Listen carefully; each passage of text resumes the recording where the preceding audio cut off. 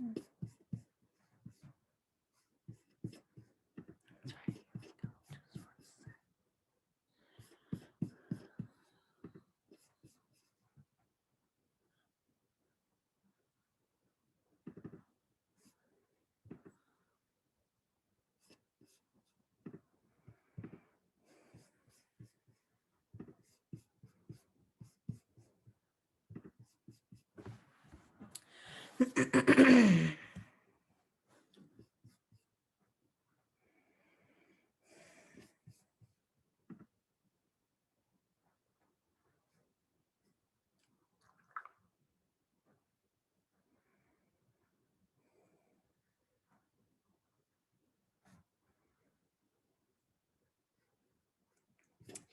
Jane.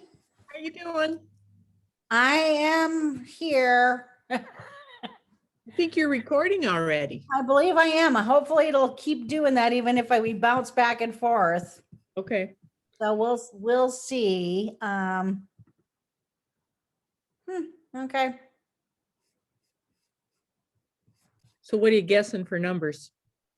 I don't know. I know that Dunlap got their dates wrong. And so only one person from Dunlap will be there, even though there's more people on their committee. That's why we're making sure that this is recording so that Dunlap can watch. Otherwise, if it's just a few of them, I can redo the whole thing with Dunlap sometime before next week if that doesn't work out. So we'll see. Hopefully they'll get, and then the other two cities that Renee had to call me about at 8:15 this morning. We'll see how they act, if they show up and what's going. I mean, they've all had contracts. We've been to 2 city council meetings with each of them, plus informational meetings. So I don't know if they can't follow. Okay. So we'll see how they do. How have you been? Good. Hanging in there. Yeah. Did you hear about my lovely vacation? No. So Rick's shots were kicked in. And so the very next morning we set off to go south, to go to art museums. We thought we could do that and we'll go south. We'll go into places like Oklahoma and Kansas and Texas, and then we'll swing through Arkansas and we're just going to make a big loop. So head off, heading to Oklahoma first, and he made to one art museum, and then the next morning I woke up throwing up, violently throwing up, right? So Rick wasn't throwing up, even though we had the same thing. So we'd had pizza when we got there. I'm like, well, if I'm throwing up and he's not, it's not food poisoning. But okay, well, I stopped throwing up. So we go to the first museum, and that's when the diarrhea kicked in, because of course we'd already checked out of the hotel. So then the throwing up started again, and we ended up at urgent care in Tulsa, where they give me the pill that keeps pregnant women from throwing up, because I was just barfing and barfing and barfing. And so then they did an IV, gave me some prescriptions, and it was viral gastroenteritis. So we had barely even left the car on that day that we were driving, out a couple places for gas to use the bathroom, and that's it. But yeah, it's a virus. It was a virus. And then when to Oklahoma City, I slept for 19 hours, and and then it looks like wonderful vacation. Ridiculous. Yeah, this is not good. So I had a day of vacation, a whole lot of day. Oh, that's too bad. How long did you feel crummy? Oh, it was horrible. It was not good. Like 3 days? Oh, I think by Sunday that was a Thursday that kicked in. So Thursday, Friday, Saturday, Sunday. So 4 days of throwing up and diarrhea. By Sunday, I would have been probably good enough to at least go to art museums, but the first 3 days, absolutely not. Oh, shoot. Well, and it's bad enough being sick, and then being sick someplace not at home is just that much, I always think. Yeah. So there was that. Who knows? It gets hard because in the summer, Rick's sister Jean and her husband Mike like to use the weekends that they can get available to go do They've got a big, beautiful RV, so they go in an RV in places, and he works for WIT, so that summers is about the only time that he can get away at all because he's their IT director.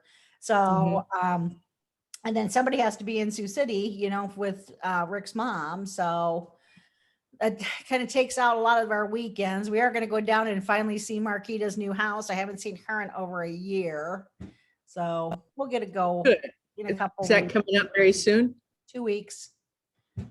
So I got to see my Des Moines people finally, but God, I just needing a break, It's been a slog. It has been.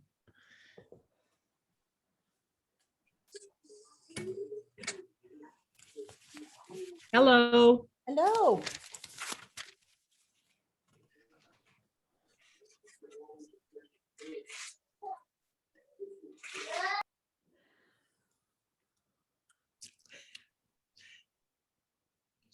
I don't know. It's probably pretty stupid, but we did do it so that we can cancel out. But I went and bought tickets for Bob and I to fly to Dublin. Wow. London right at the end of August, and then into September, about 2 weeks. And I'm just hoping and assuming things are going to be okay by then. Otherwise, we'll be canceling it out, obviously. But oh my gosh. Oh, that's so exciting. I'm going to grab this phone call a second. Sorry about that.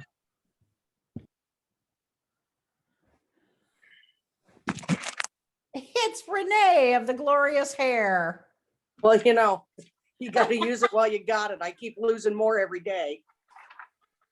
By the time this is done, ripping it out, lady. Just well, stop ripping it out. Well, I don't rip it out. It's that I have interesting situations that happen, and then it just falls out. Oh, okay. Yes, I'm just lucky it's naturally curly. Otherwise, it would just be like straight, and I'd probably look like a cat sucked on it half the day if I don't. Yeah, that's what my aunt always says. She always says her hair looks like the cat sucked on it. Ah. So are you at home this evening? No. I had to drive to Sioux City. I have to move Garrett at 8 a.m. Ah, okay. So I'm Are here. you So moving him home, or is he moving out of the dorm? Yeah, he's done. He finished finals today. So tonight, after we're done, I'm going to load him partly and then finish him in the morning. Okay. So where Longfellow was, kind of like by the Plex and Epley there, they knocked it down. Thank God, because that was a mess. Well, they knocked it down, and they're going to put a greenhouse and stuff over there. Yeah, that's going to be beautiful. So because of that, there's hardly any parking at the Plex, because they took part of it away because of the semis and stuff, kind of moving in and out there, hauling junk away. So it'll actually be better to try to move him out later tonight, because there won't obviously be as many people trying to do that then. Okay. So later tonight, I'm going to load him up partly. Is he up on the first? He's on third. Oh, no elevator, right? Right. Yeah. Yeah, we had one of those this weekend. So did you? I didn't do it, but so yeah, so that's what we're going to do. So it'll be okay. And I'm thinking if we do it tonight, some of his friends will probably still be around. So we can have some of those guys help us. We're in the morning, nobody's going to be up at that time in the morning on a college campus when classes are done. Exactly. Now, is he a junior? It's his second year, but he has enough credits to be a junior. Okay. So he's coming back for sure next year. Yes. Okay. Yes. Yep. So you're just going to drag all his stuff back to Dunlap and not just put it in storage up here? Well, see, he can't. Well, I'd have to rent storage up here because he can't leave it in the room, even though he has the same room next year. If we left it in the room, that I would have to pay Morningside to keep it here. It's not worth it. So we'll haul it back and forth. It's all right. It's all good. It'll be fine. And what is he majoring in? He has a double major and a triple minor. So he has He has, let's see, one of his majors is international relations. The other one is political science. And then his minors are criminal justice, legal studies, and religious studies. Oh, awesome. So he wants to be a lawyer is what he's thinking. He wants to be a lawyer. He's really, Valerie Pennings is one of his, do you know Valerie? I do. Yeah. So he gets along with Valerie very, very well. He loves her. So he has talked with her, and you know, she did that dual program when she went to Wisconsin, where she got her master's and her PhD at the same time. Uh-huh. So she's been talking to Garrett into looking into that That'd be good. as an alternative. So he could either go to law school or do that, because he knows he wants to end up working in politics in that whole area. So either way it would work. So That's awesome. that's what he's doing. What a cute sidekick, Carter. Yes, Carter, who is your darling sidekick? Henry. This is Henry. Oh, Henry, you're darling. He is. Yep. I love those Taylor. cheeks. Taylor brought him down tonight before the meeting. So Aw. Hi. Hey, Henry, How you old are is so he? cute. he's 8 months. You should go with daddy to work more. I see you. Just staring. Yeah. He's watching the Brady Bunch. are you at your office, Carter? Yes. Okay. My home internet is unreliable at times. Mhm. Yes, we do need to talk about broadband as part of this. Because there will be another pot of money that's separate from the one that we're talking about. I just don't know when it's coming out. I don't think it's going to be July since the legislature just passed it, but it could be January. Oh, Yeah. Kind of depends on when they put the effective date on that, but whether it's January, if it's January 1 or June of next year, kind of depends on that. I'm kind of thinking it's going to be January 1 because I think that money's coming from the feds. Hi, Alex.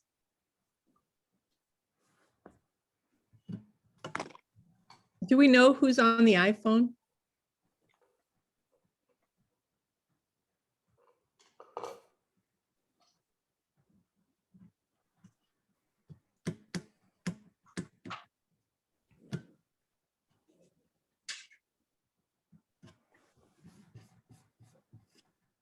Now, is he your only, Carter? Yes. Our first. Well, he just from this brief time, he looks like a pretty easy one. You agree, Taylor? I think so. Depends. I bet he gets spoiled by grandparents, doesn't he? Definitely true. That's good. We live pretty close to my parents, so No, that's nice. my mom sees him a bunch. It's pretty nice. Yeah. Awesome. Where's your wife's family from? Nebraska? No, Neola and Pot County. Neola. Okay. So not far. Just over half an hour.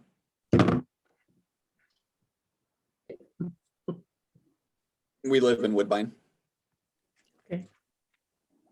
That's nice.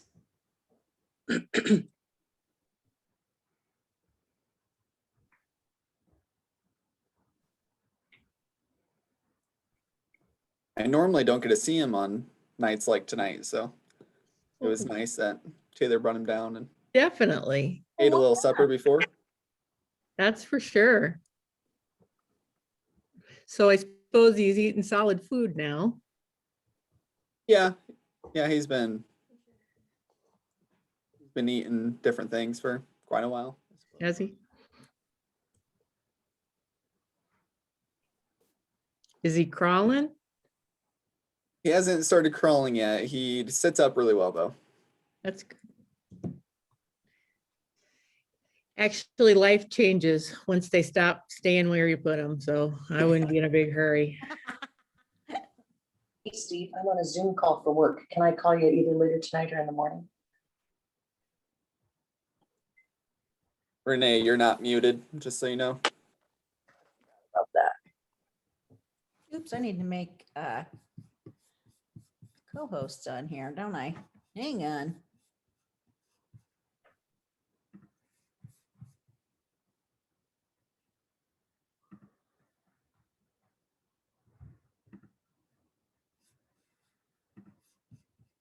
Hey Carter, I'm making you a co-host on here in case something drops off and I need you to record.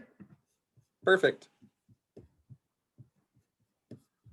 Should be fine. It looks like it's flashing, like it's recording. Yeah, I think it is. It looks like it's fine. Perfect. Sometimes it's been a little wonky when we're bouncing back and forth on our Miro boards, but it's usually, I've had my board up, so it's not here. In fact, I'll do it just to test it, just to make sure that that's what, that I don't lose it. Hello, can you guys hear us? Oh, that's the deal. I can't record when I minimize. I can't hear us. Okay, is there a mute on Alex? Do you have a mute? Yeah, Alex, I can hear you. It's just very faint.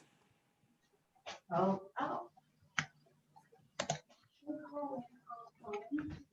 We could. We could, or you. Yeah. Just maybe talk louder. Hello? I hear Well, you. I'm sorry, I'm in the other room. Testing. Yeah, 1, 2, testing. 3. Alex, we can always call in on a phone too, and just use that as a. Abs, do we know who the iPhone is? No, we don't.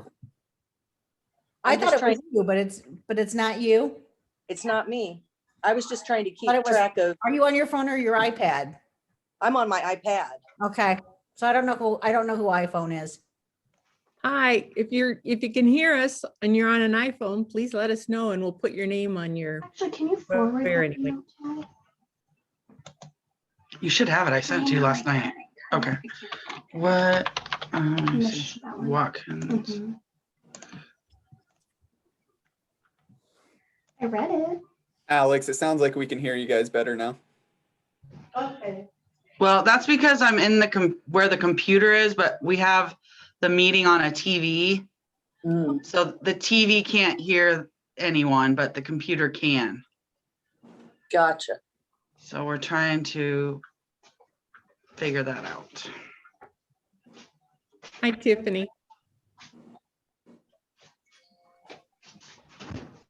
Hello, now I'm unmuted.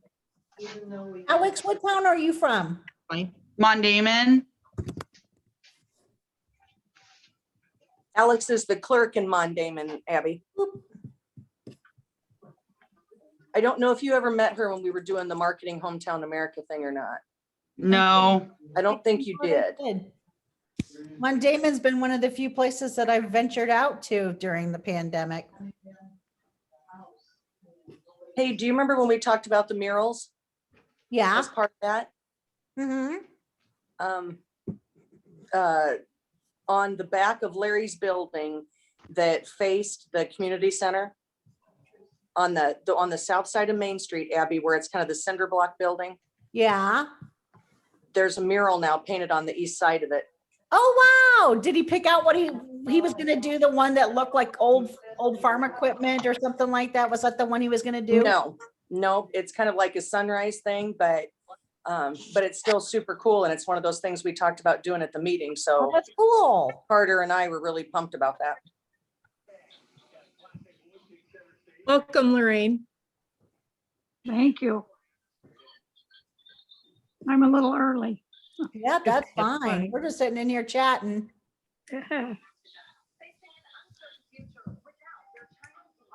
Lorraine, what town are you? I'm Modale. Modale. Okay. We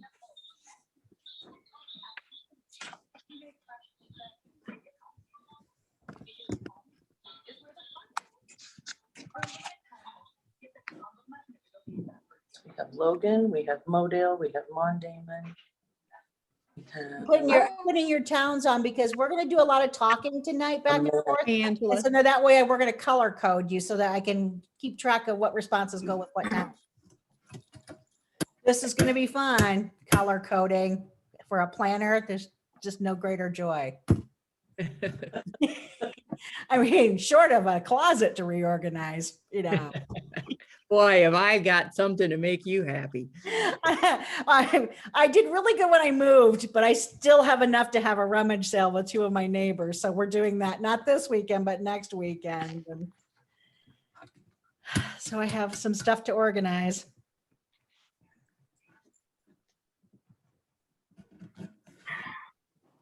I would fully expect that Renee would hit my rummage sale. I was just gonna say, if I'm up here, I'll have to. She should, because then you can drink coffee with me and laugh at stuff. There you go. If you're in town next weekend.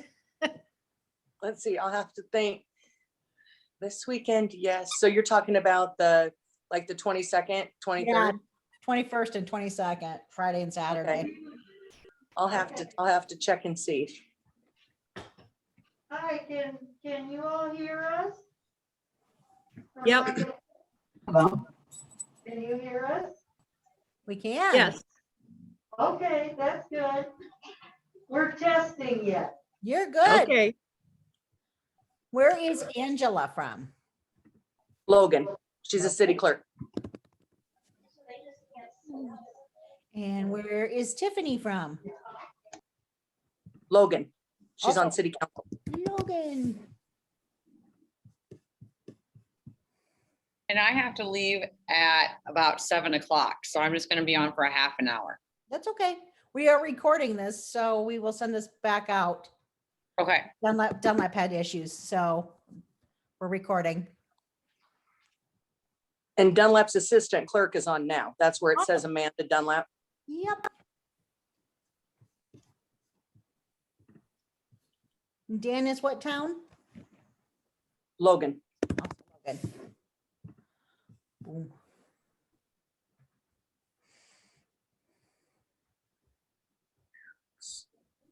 Lorraine is on.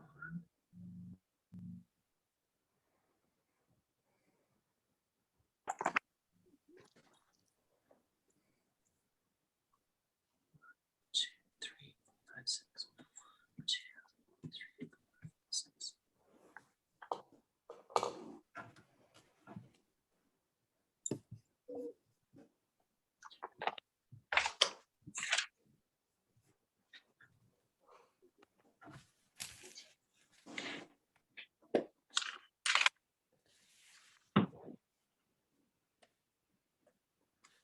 Hi. Hello, So what's your name and which town are you in? Linda Winchell. I'm the clerk for Modale. Model. Okay. I'll go ahead and put that on your square. Perfect.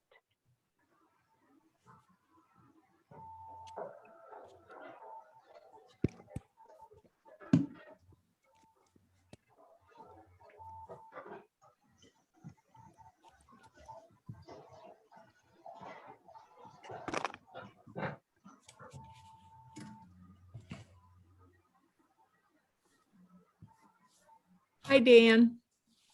How are you? Can you hear me? We can. Okay, good. You never know about me.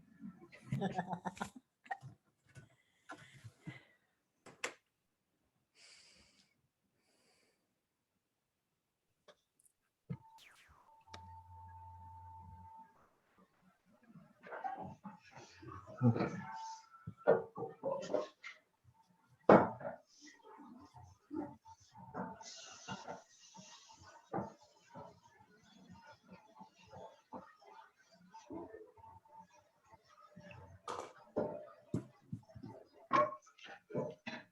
Okay, where's the volume?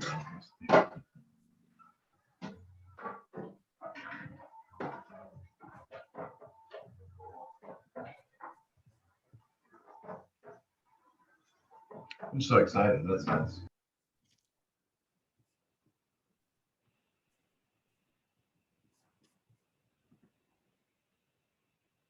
I hate to even ask, can you hear a lawnmower? No, I can't. I shut my doors. Good, that makes me Go to hear happy. my neighbors mowing. Well, it's outside, but I can hear it, so I'm worried about you guys hearing it too. Rob, what town are you? Woodbine.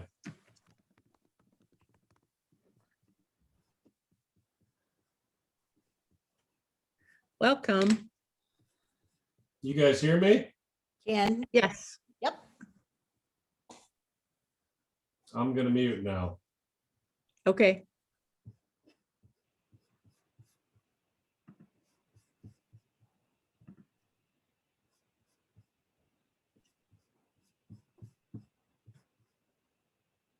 I think she's on a phone. Oh, hi.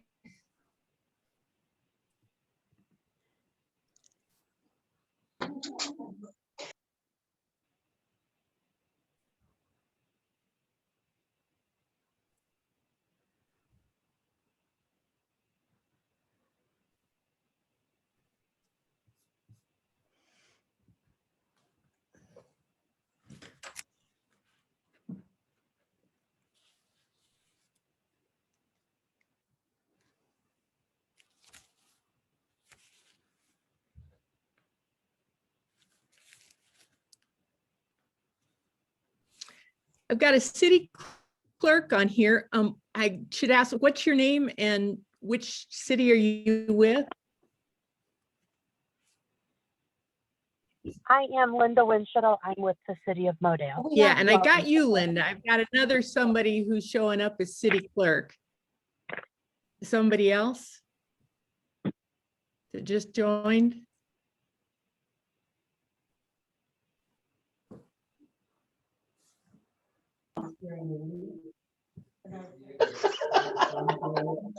We get it. Look it, it's a person with fabulous hair.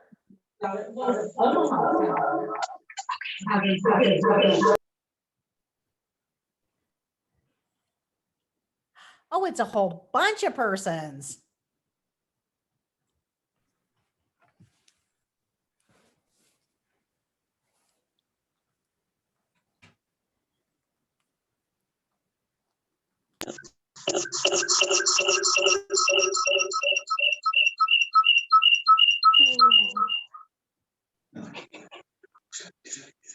I did. I'm gonna do mute again. That was bad. They'll figure it out here. Renee, who's that? What town is that? Is that Mondamon?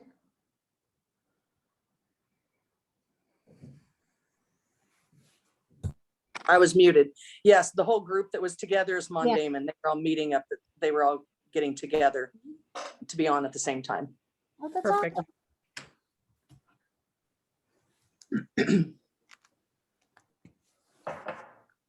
And then I don't think, Jane, you were looking to see where each person was from for when you're Yeah. color coding them. Deb Sprecher is Woodbine and Darren Smith is Woodbine. That I see you don't have their towns yet. Okay.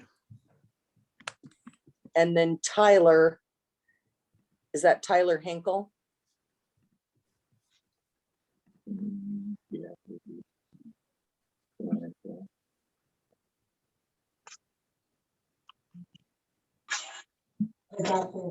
Can you guys hear the Mondamon group okay now? Can now, yeah. Awesome, thank you. And Tyler's what town, Renee? I think, I'm guessing it's Tyler Hinkle. Is that right, Tiffany or Angela? Is that Dan? Is that Tyler that's on? I'm guessing it is. I know they were gonna ask him. Okay, Okay. I'm Yeah. guessing Tyler would be Logan. We'll go in there. Who's RC?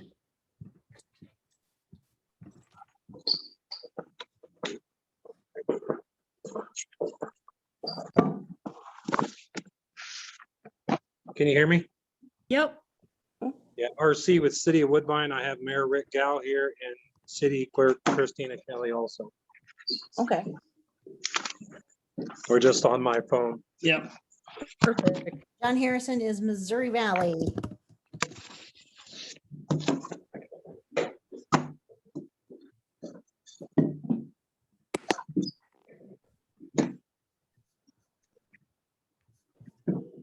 Hi, Tyler.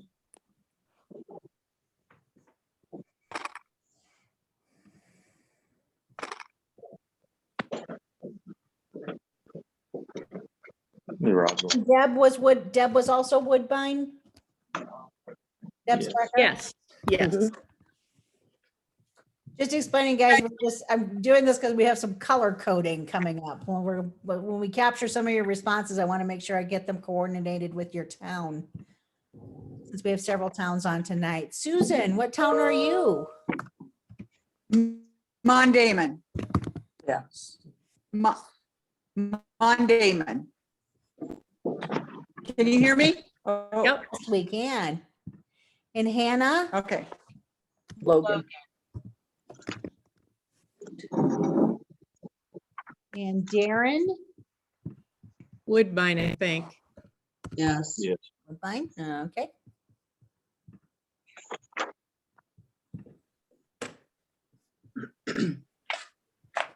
I have a Hystad.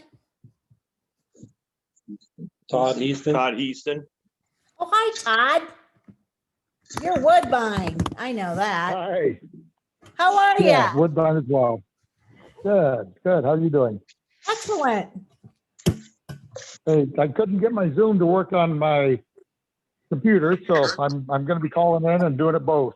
So a little of both. Sounds good. And what name is that? Todd Hystad. He stand. I didn't have a passcode in there. Sure.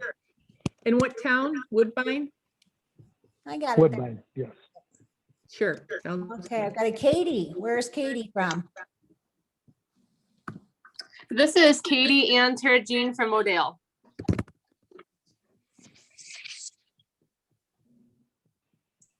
Okay.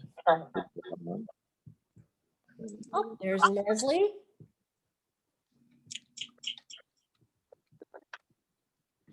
And then Jason. Sporer. Logan. Okay. He's a good guy.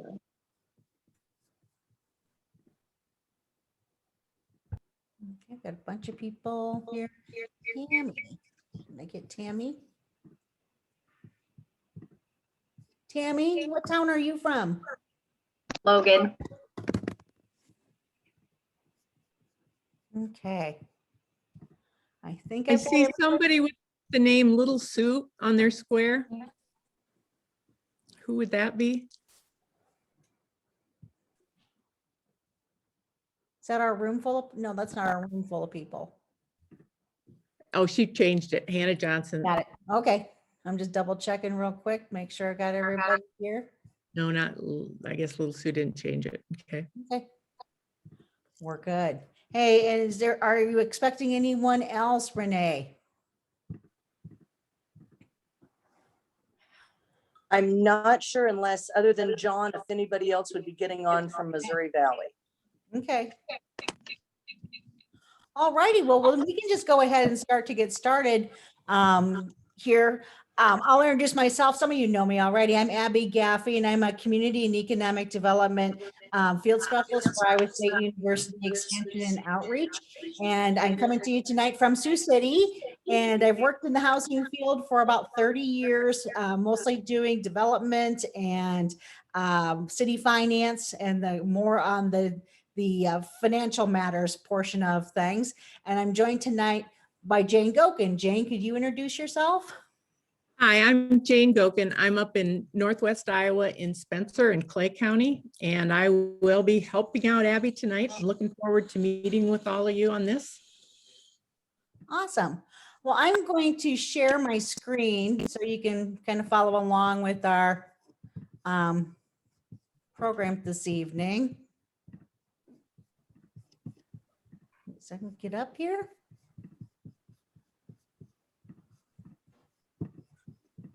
Get us going. You see my screen? Okay, so tonight what we're doing is our very first workshop. It's one of 4 workshops that we're going to be doing as part of the Rural Housing Readiness Assessment Program. The Rural Housing Readiness Assessment Program is a program that we operate for the Iowa Economic Development Authority. And it's only for communities that are under 10,000 population to help them look at their issues in terms of housing for future needs, the need to accommodate workforce development needs, the need to look at providing housing for senior citizens that's accessible and healthy and safe. And what the Iowa Economic Development Authority wanted was to make sure that as smaller towns have access to information so that they can be preparing projects that are fundable, through the resources that are available from the Iowa Economic Development Authority and from the Iowa Finance Authority. So that's kind of what created this program. How you guys ended up getting involved in this is that normally towns have to apply to get the RHRA, and about 10 are selected at a time, and they go through the Iowa Empowerment Office, and there's a grant involved, and everyone has to apply. Well, Mills County asked if they could not go through that process, but to use this process to help them think through what they need to do to get housing as part of an overall strategy to spend down the Community Development Block Grant disaster recovery monies. And Harrison County, Mills County, and Fremont counties are the only 3 counties that are eligible for this particular pot of funding that the state has for the flood recovery. So when Mills County asked, can we use this process and skip the line? We said, yeah, that's cool with us, but you got to make sure that Harrison and Fremont County have the same opportunity, because we did not want one county to be unfairly advantaged over the other 2, right? So you guys are all going through at about the same time, Mills, Harrison, and Fremont. And in Mills County, it's Malvern, Pacific Junction, and Glenwood. In Fremont, it is Hamburg, Sydney, and Tabor. So you guys have more cities that are participating, which is fantastic. Normally this program costs $5,000 per community. Because the state, it wants you to kind of have an opportunity to go through this before the next grant round. They said we can lower the participation fee to $1,000, and half of that will come from Iowa State University Extension, Harrison County. So Carter Oliver and the Extension Council are paying for half of your participation fee, and then you guys are responsible for the other half. But even at that, it's normally something that costs $5,000, and you're getting the exact same program that the other communities get for that price, right? And you don't have to go through the grant round. You get to skip ahead on the line. And the purpose of this is, and we'll have Leslie right with us from SWPCO at all of our sessions, is that we want, at the end of this process, we want each town to have 3 or 4 projects that you feel committed to move forward with. I'll tell you that in Mills County, which started just a couple of weeks ago, that we had, for instance, Pacific Junction, they had really one project that they really want to do. We said, that's cool. Then let's focus on that one project and make that really fundable and something that we can put the application in. And so they've already started jumping in, working on that one particular thing that they know they want to do. So that's kind of why we're here tonight. And I'd entertain any questions that I can answer before we kind of get started, if anyone has any questions that I didn't cover right there.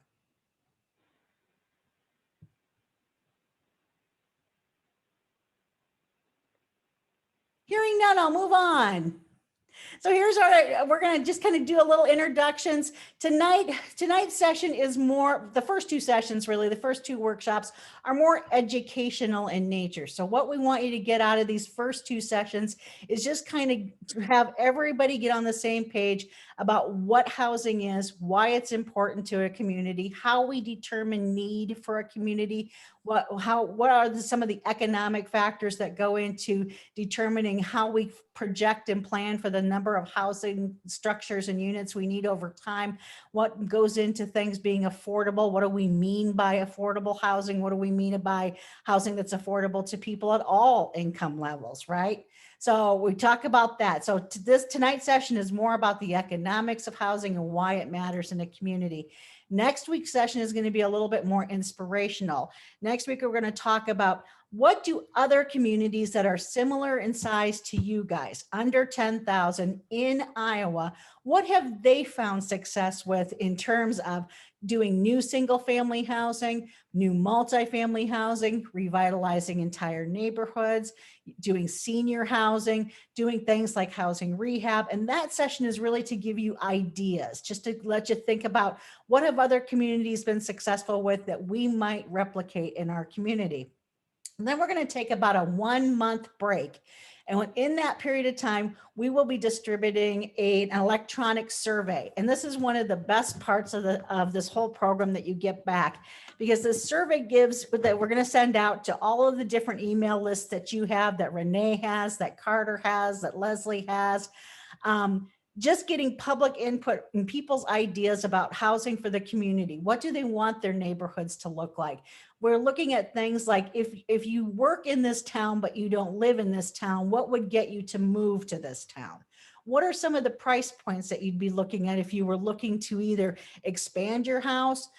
If you were looking to downsize, what would you be looking for in terms of square footage? So we're really asking some specific market-based information that's really helpful for developers to know what people are looking for and what they're willing to put their money on. And what we're finding working with a lot of the communities that we're working with right now is that the pandemic has been really a chance for people to reevaluate their own housing needs. And most people might have even know people who have bought new houses during a pandemic when they discovered that, gee, the house I have really doesn't function well as a house, as a school, as my place of business, all at one time, and for everybody that's living here, right? So people are making a lot of housing decisions. So we want to talk a little bit about the fact that even people who live in our community may have housing needs that are unaddressed because there just are not the options that they're looking for, that they would maybe buy a bigger house or more land if that were an opportunity that was available to them. So we're going to talk about that in that survey. Then these first two sessions, all of the communities are together. We're all just, getting to know each other so that we're all on the same page. But then we're going to come back and do 2 more strategic planning sessions with each community individually. And in the first one of those, we're going to talk about your big vision for what you want to see in your town in the next 10 years, how you want it to look, what kind of housing you want to have available, where should that housing be, and just kind of the big vision. And then in the second session, what we're going to do in that strategic plan is come up with that 3 to 4 projects that you're very interested in, kind of identify some of the next steps that need to happen, identify who is going to be involved in working on that project, and plotting it on a timeline to get an idea of when this project needs to happen. So those are the 3rd and 4th sessions in strategic planning. After that, in about a month's time, each community will get a report back from Iowa State University that will go through everything that we've talked about in all the sessions that we do, copies of the survey, copies of your workbook that some of you have already completed, all of our sessions. And then we're going to be doing some research on each one of those projects that you identified to give you additional steps, link you up with additional resources. And then we'll try to get these projects funded and getting them started. So the whole end goal is to end up with actual projects happening in your community. So we don't just want to talk about things. We want to talk about things that we want to make happen. So that's kind of a little bit of an idea of where this goes and how all these different sessions integrate. In total, it'll be about 10 hours that we'll spend with each other. So hopefully over time, we will answer everything that you have been thinking about. I know I got a big list of questions from Mon Damon this morning, and every single one of your questions are something that has something to do with this process. So that's what we're here, is to kind of map out the directions that are going to look at improving access to housing for everyone who wants to live in our communities. We want to look at the quality of housing, both the quality of what we could build in our community and also the quality of what's available currently in our community. And we want to look at affordability of our housing. I want to come up with a coherent, realistic, well-reasoned strategy for our community, something that's actionable, something that isn't pie in the sky. We're not going to say we're going to develop, 75 starter castles in Modale. We know that that's not realistic, but we want to come up with what is realistic, what can we set as a goal that can be accomplished and that we can take some responsibility for. So one thing is that as you're going through disaster recovery, and you guys didn't have quite as much damage as, you know, Fremont County really got kind of clobbered, and there were some of the communities really got hit hard. But even when you don't suffer a lot in a disaster, it has changed the way the landscape looks for us.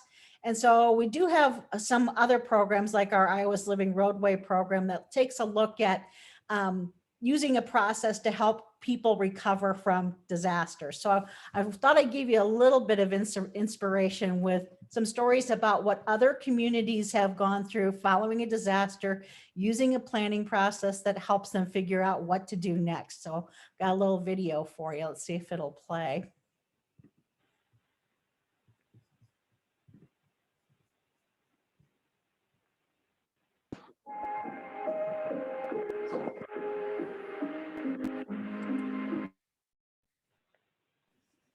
I was down there when the sandbags broke and the water just literally poured in and filled up. I think before I moved, the water was up to my waist. It hit that fast. Access my meeting with my house phone. Well, I think we were all in disbelief that the water got to the level that it did. And I think we were just like, you know, what do we do? How do we I don't either.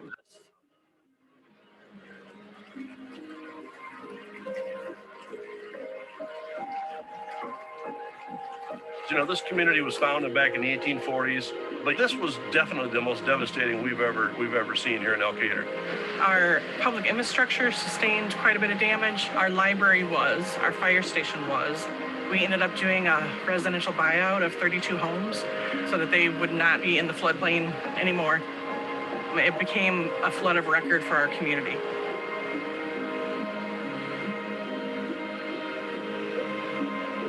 Cleanup went very well. We had a tremendous support from the community. The fact that we didn't lose any businesses is incredible, especially for a small town. I think after the flood and after we knew there was going to be a residential buyout, people weren't sure what we were going to do with this area. And there was different ideas, but the community visioning process was able to take all the ideas that people generated and kind of boil it down to a master plan. Because it was flood of record and there was such a huge magnitude across the state, there was funding available.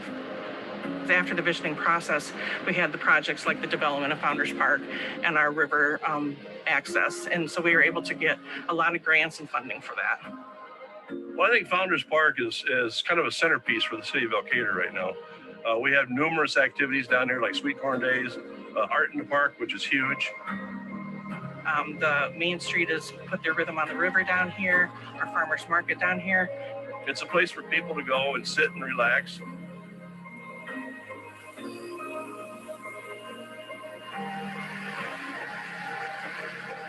The river access has exposed more people and allowed them to more easily get to the river, and it's handicap accessible. So there's a gentleman that used to go down there with his motorized wheelchair and he could fish be right there on the river, and he loved that. One of the things identified in our visioning process was to have a water trail in it. That helped us get the Tricky River designated through GNR as a water trail. The river is an attraction. If you come down here, especially on weekends, you'll see hundreds of people canoeing or kayaking, playing in the water, the whitewater course back here. I see more people fishing. Just a lot more activity in and around the river. The river walk, you could walk from the Catholic Cemetery, which is south of here, all the way down to the campgrounds on the other side of the river. This definitely is a silver lining. I think this is one of those things that, you know, would never have happened if it had not been for the flood.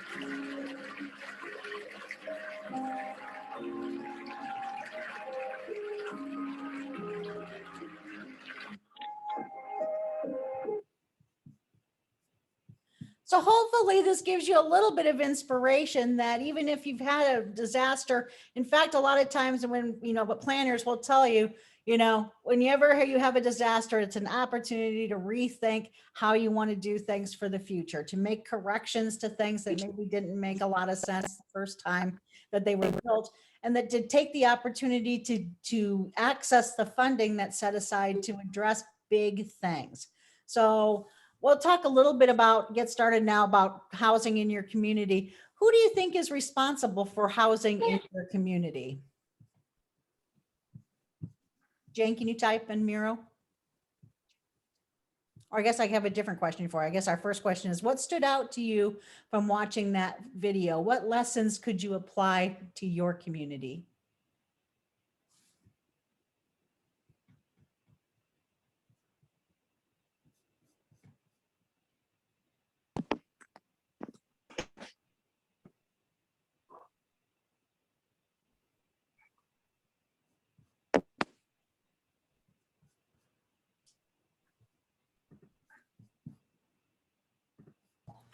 This is Katie from Odale. Can you hear me? Yes. I don't really know if it relates to the video, but I think the problem here in Modale is we definitely saw in 2011, I don't know the number of residents that did leave, but a lot of them didn't come back. And so we didn't have the buyout. We had now just have these dilapidated houses that, because they never came back, are just sitting there. So I can relate to them in that way. So dilapidated housing. Jane, can you help me with typing, please?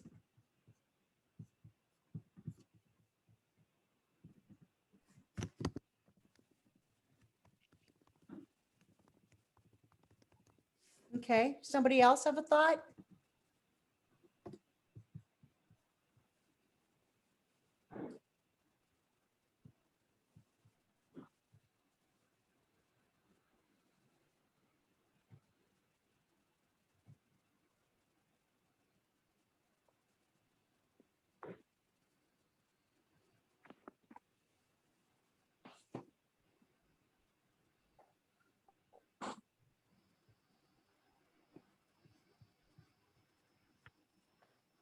Anyone else have a thought about after watching the video, anything that could be an opportunity for your community?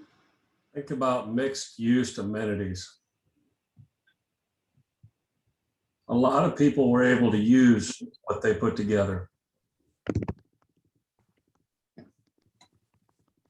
So they had an opportunity to rethink entire neighborhoods, right? Yes.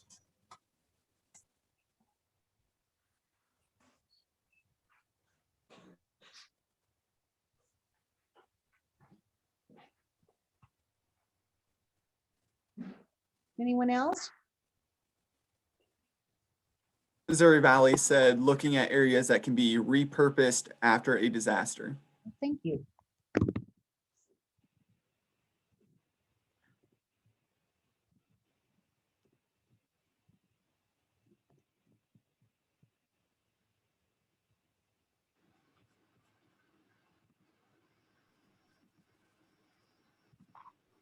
Because you could put your answers in chat too.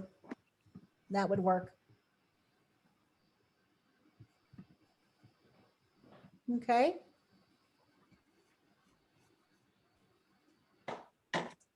We'll move on. So, okay. Did I miss somebody? No? Okay. So basically, everybody who works within housing in a community, sorry, get to where I'm at. Who do we think is responsible for housing in our community? We might think it's that there's a specific person that we have in mind, that's Joe, the housing guy. And that turns out that in communities that are under 10,000, there's a lot of different players within housing. They're involved. Our local government officials, our local government zoning people, our police department sometimes gets in charge of having to deal with nuisance properties and nuisance abatement. We might have people who are home builders. We have people who do work on housing rehab. We might have people who are working with nonprofits that work with people to get them into safe and affordable housing. So there's a lot of different people that are involved, including banks that make the loans on the projects, realtors that sell the projects. So there's a lot of people involved in housing within our community. What we do is to determine need is we provide a lot of different tools that look at the statistical data of a community. And this is one that's available through Iowa State University that's called Data for Decision Makers. And we have a lot of these reports that are that you can download any time of the day or night. This particular one is a county level report. It's only 4 pages, but it covers all of the major components of determining need for housing in a community. So it talks about access, demographics, affordability. These are available to you on our indicators website.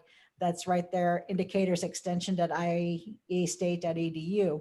And it gives us things like, for instance, for Harrison County, it'll tell us that we have 6,821 total housing units. And of that, it can tell us that 6,019 of them are occupied, but just as somebody just mentioned, talking about dilapidated houses, 802 of those in your county. And that's a kind of astronomical number.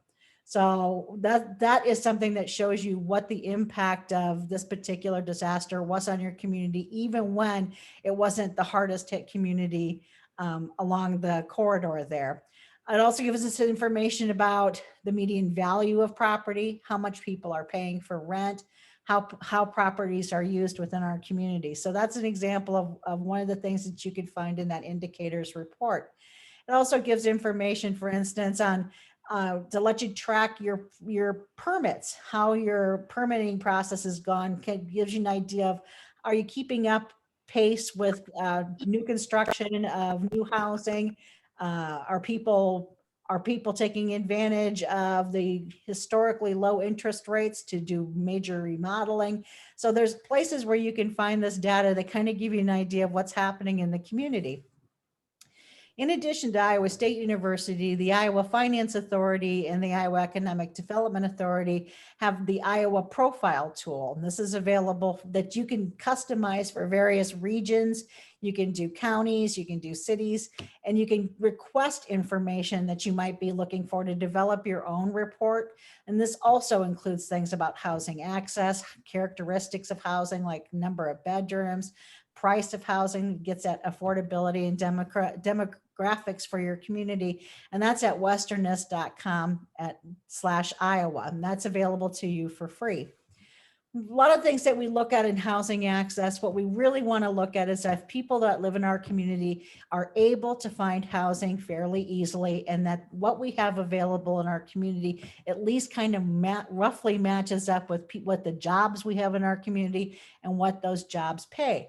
We also want to look at housing access as having a mix of things that are available. So we're looking at single family structures, duplexes, multifamily apartments, and having a good mix of owner and rental opportunities. We also want to make sure that we have housing that's available at a variety of price points. We want to look at starter homes. We want to make sure that young families have a way to get into the housing market. We also want to look at how people use their properties, how they age in place, and how our needs change over the course of time. All of those things determine what we need to build in our community. So for instance, in Harrison County, and this is the latest available numbers, you can see when you have 5,271 single unit structures, those are all mostly single family detached homes. Only 255 2 to 4 units, which would be your whole townhouses, any little condos, any little triplexes that you might have, fall in that category. You have 274 units of larger apartment complexes. So this would be something that would be 5 or more units in one particular site. You have a pretty healthy number of mobile homes, and so a total occupied structures of 6,109. You can see that that generally breaks down to mostly owner occupied, but you still have, a good 25% that are renter occupied. And again, that 802 vacant housing units. And that's a result of the disaster itself. when we talk about affordable housing, the federal government has defined affordable housing. And that comes from the Department of Housing and Urban Development. And they say that no family, no household should spend more than 30% of their income on housing costs, and that any place that's anyone who's spending more than 30% is considered cost burdened. And so there's a lot of people, myself included, that certainly don't pay anywhere close to 30% of our income on housing. And that's a personal choice that one makes, because you decide that, wow, I could really live in this mansion, or I can have a vacation every few years, right? You make economic choices, and one of those economic choices you make is how much you are willing to spend on housing.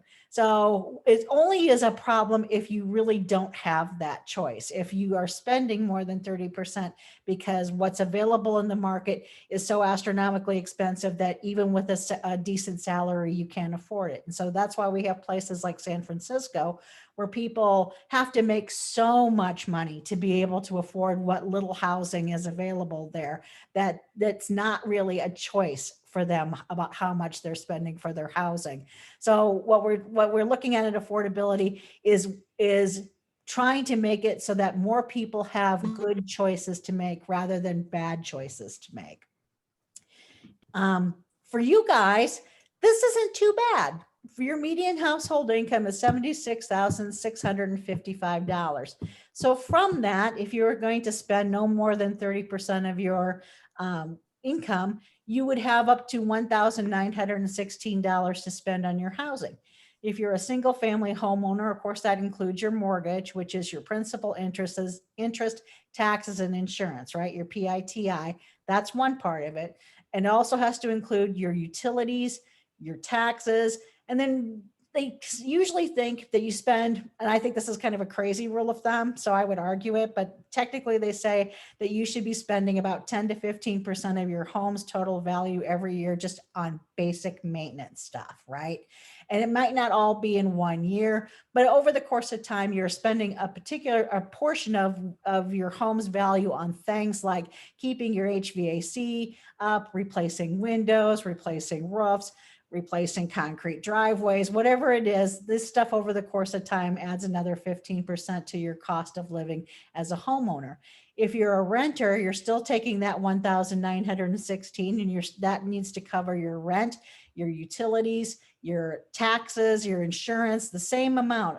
Also goes for someone who's renting. So if that would be what 30% would be in your community, but not everyone makes that, right? So this is how yours splits out within the county. So you still have 10% of the population in Harrison County that makes less than $15,000 a year. And so 30% of their income, they can't be spending more than $375 a month for housing.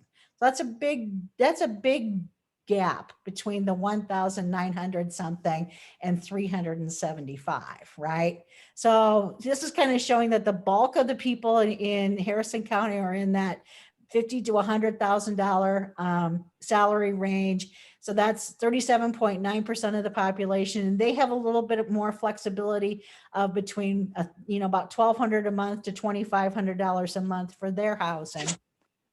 And we still need to consider them as part of our workforce, right? Because if the majority of jobs are paying that, that's the majority of our workforce. So we need to look at housing options that are affordable to people who make what our jobs in our community pay. As we've been working throughout the state with a lot of different communities, what we kind of find are, they talk about canaries in the coal mine. You send the canary down to show where there might be a problem. In the communities that we're working in, the two categories are new teachers coming into our school districts and people working in our healthcare providers as people who we're finding having the hardest time finding housing in their community. A lot of them are new to the community. They maybe weren't born and raised there, may not know other people there. And we find that a lot of our smaller communities, a lot of our housing opportunities are not even advertised. It's like you have to know somebody who might have an apartment available or know somebody who can rent a house. And we're finding that as I said, particularly with our new teachers coming into our school systems and people coming into work in our healthcare environments. But we also think about people that we hire to do work within our city, like our police officers, coming into town. These are people who would be coming looking for housing because they've taken a job already with our community. So we want to make sure that we have options available for the people that are moving to our towns. And so we talk about these monthly costs. You also have to figure out how housing works within the bigger budget that people are living within. So let's say for 2 adults, with 1 child, we might be spending, might have a monthly income of $3,700.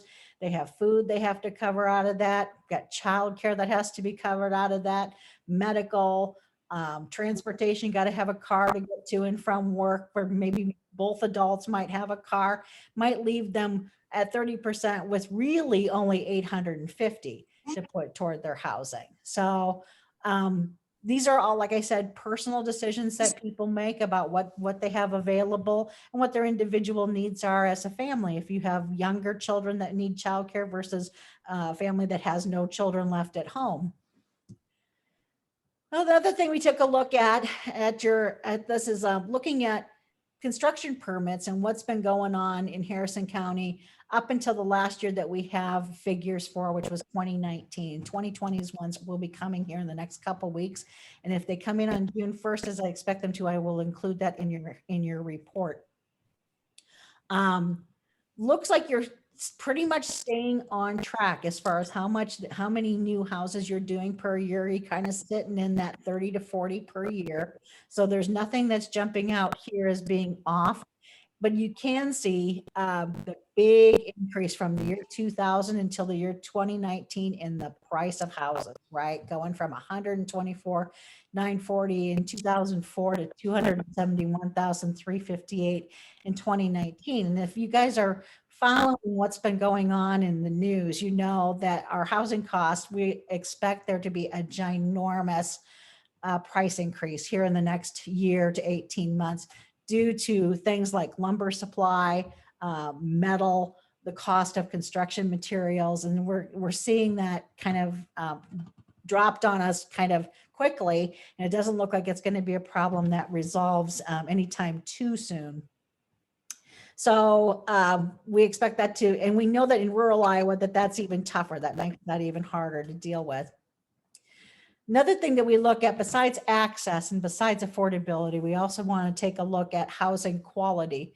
And that really kind of refers to the physical condition of the building and everything around it, right? So from a community perspective, since most of us on here tonight are from the city, city council, we might look at it as wanting to make sure that neighborhoods look good, that they don't look run down, that yards are maintained, that houses are painted. So that's one level of housing quality, is just how it looks and how it fits within our community. But then we also want to look at how things are internally, structurally for a home, and particularly in an area where you've had a natural disaster of some sort, speeds up deterioration of housing. So for instance, like you maybe followed Mapleton after the tornado that Mapleton had, where all the houses were kind of a certain age, and most of them lost roofs, and some of them lost windows, and some of them, had some foundation flooding.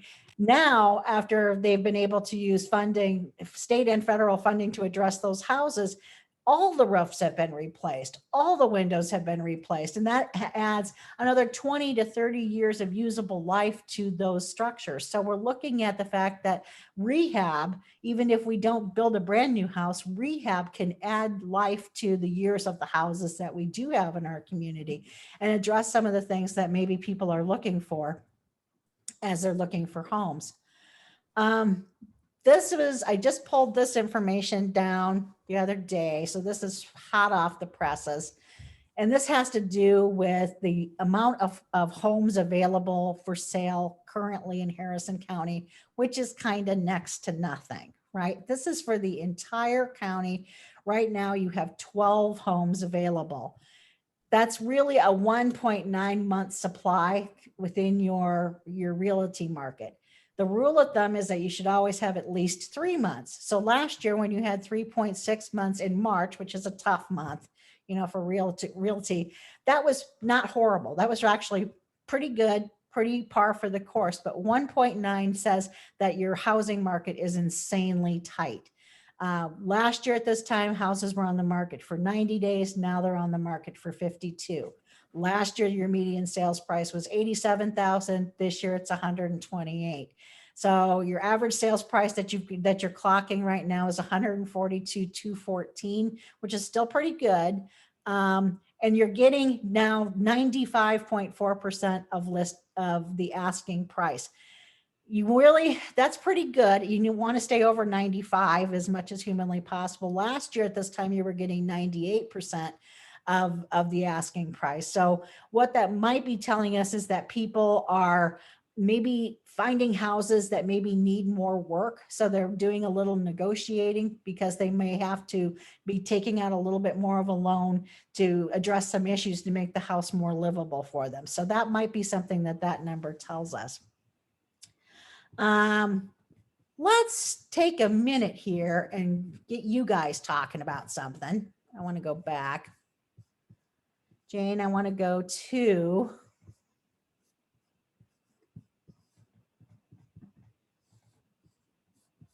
where do I want to go?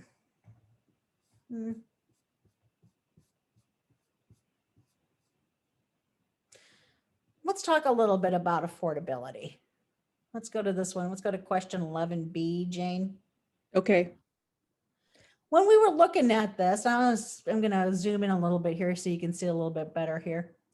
When we were talking about that mix of owner occupied, where about 3/4 of your housing is owner occupied, about 1/4 of it being renter occupied, and this number of vacant housing, which is actually 802. It's a different thing.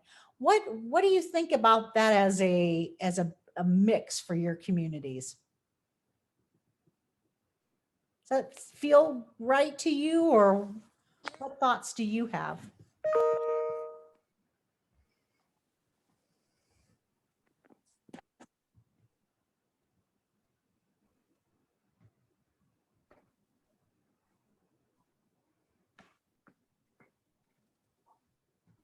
Does it seem harder for people to find a rental house or a house to buy right now?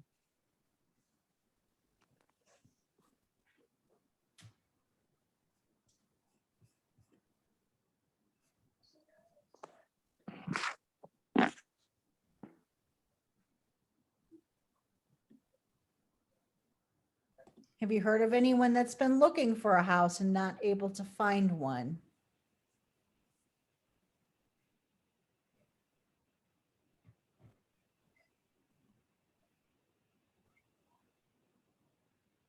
You can come off mic or you can put it in the chat box if you'd like. Yeah, if you want to type it up in the chat box, that works too.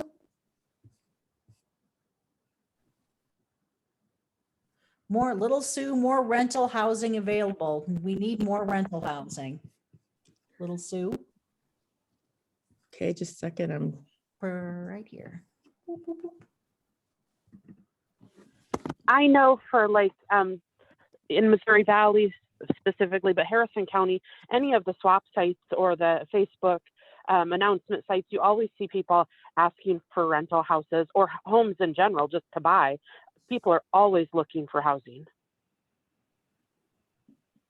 Do you get the feeling it's houses or apartments? Either? I think it's mostly houses. Mostly houses, okay. I would say right now with the market the way it is, that there's a lot of people also selling and taking advantage of the market and looking for rentals right now. But I would say just in general, every town in Harrison County needs more rentals. We have rentals ourselves, and you can't have enough of them. And I think a lot of that is your young people, like you said, the teachers coming into town, they don't know if they're going to stay in town, how they're going to get established. We're getting a lot of new teachers, and sometimes they're not ready to buy yet, or they're not for sure how long they're going to be here. So the rental market is, you know, there's a big need for rentals.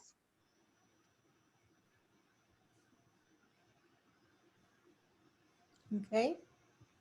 Anybody else? Anybody see anything differently than that in your community? I had someone tell me that she would move to town if there were condos in some type of a condo in Mondayman. Okay. Well, I still feel if we had an opportunity for some new housing, that people would move into those new housing and leave the rentals and create more rentals in town. Along with duplexes. If we had duplexes, people would move out of their homes, go to duplexes to lessen their yard and create rentals or more housing. Absolutely. I Okay. totally agree with that statement.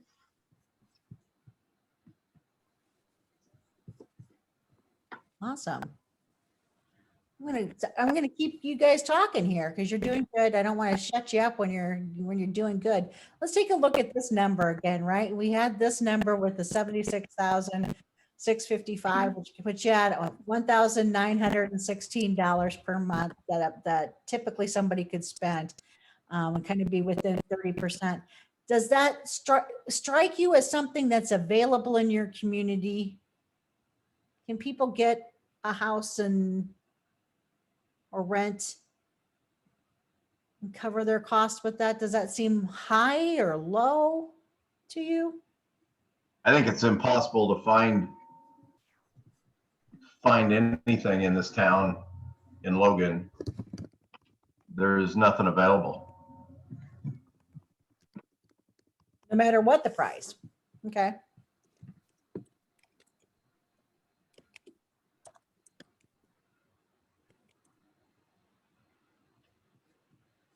Any other community have that experience?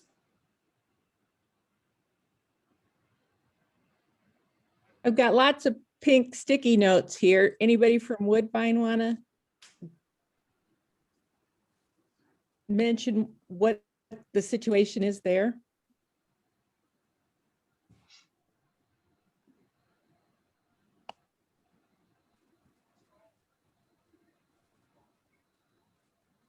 There is a message in the chat, reasonably priced rentals. I put that message in the chat. What I was getting at is, we've seen some good progress in Woodbine in the last 10 years of some high quality rentals, but aimed towards those young professionals that you talked about. But we need more. I mean, I'm not super excited about a bunch of rentals that attract subsidized housing people out of Omaha. We need places that, like you say, the teachers or the beginning, the people who are the foundation employees for growing businesses. We also find that particularly also with some kind of manufacturing, welding jobs where people are driving in from really long distances for some of these jobs. And it would be nice if we could capture some of these employees to live in our communities as well as work in the community.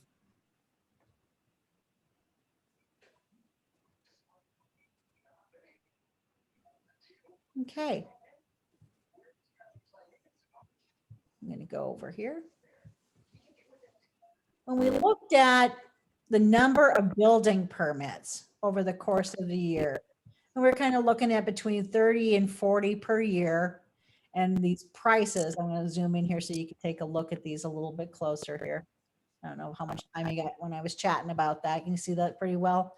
What are some of your thoughts about this, about just the pace of construction within your community? How do you feel like you're keeping up with the need at all?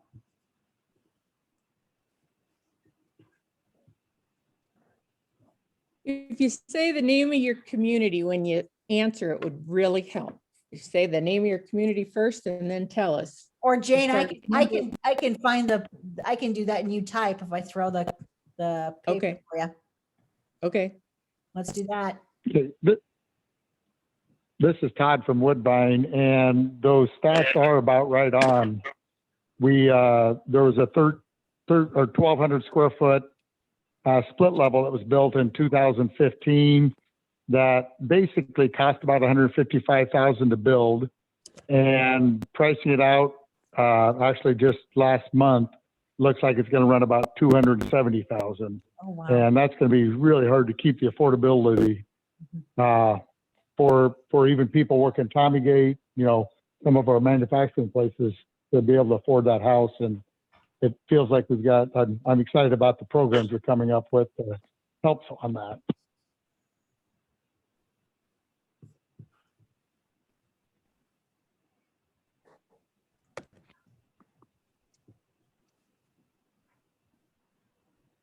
Let's see if I think I got someone in chat here.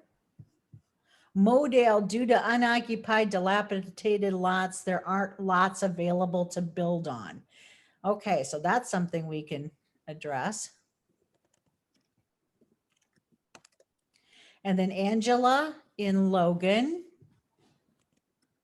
says, we are not keeping up due to lack of available lots. Young families do not want tiny lots.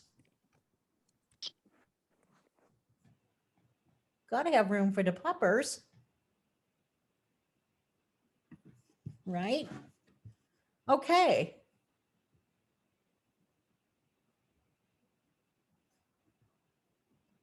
Mon Damon, do you guys have some thoughts about how you're keeping up with the pace of new construction? You seen people come in? Need more? So Mondamon here, basically we're landlocked. We don't really have anywhere to go. So that's kind of what our roadblock is. You can hear us. Yeah, we can hear you. We're typing you right in here. Told you color coding was going to be involved. Missouri Valley, what are you seeing?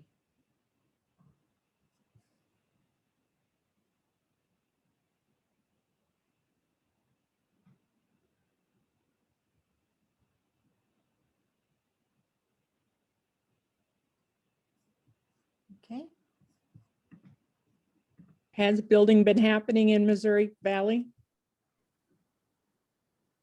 Vonda says that there are no lots available except in the floodplains.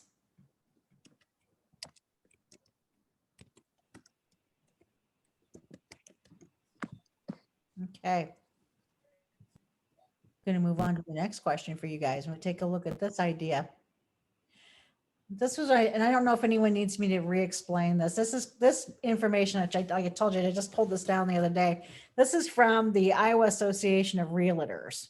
And this is the stuff that they track on the inventory of homes. What is your thought about there being only 12 houses listed for sale in Harrison County? Does that strike you as maybe, I mean, when I looked at it, I thought it looked off to me.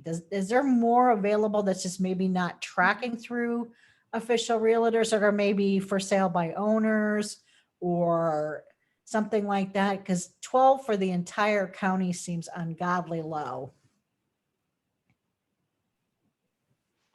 That's probably about right. There's not many for sale by owners right now. That was Logan? Yes, Logan. Actually, I was kind of talking about the whole county, to be honest with you, but because that number's for the whole county, is that right? Yeah, that's for the whole county. Yeah. So you're saying that looks about right. Okay. Yeah, I'm a realtor, and as a member of the MLS, I would say that is about spot on right now. Where does the data pull from? That comes from. That's from the Iowa Association of Realtors. Right, Okay. which would be like from Zillow, and so that's probably about right. Okay, so yeah, because they do cover, the Board of Realtors does include Zillow and Trulia, but not all FSBOs. Okay.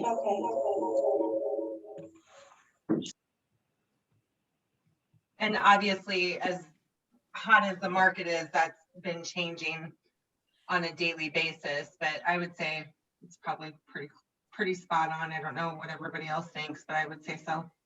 Okay. So that really tells us we have a very tight housing market. Yes. Okay.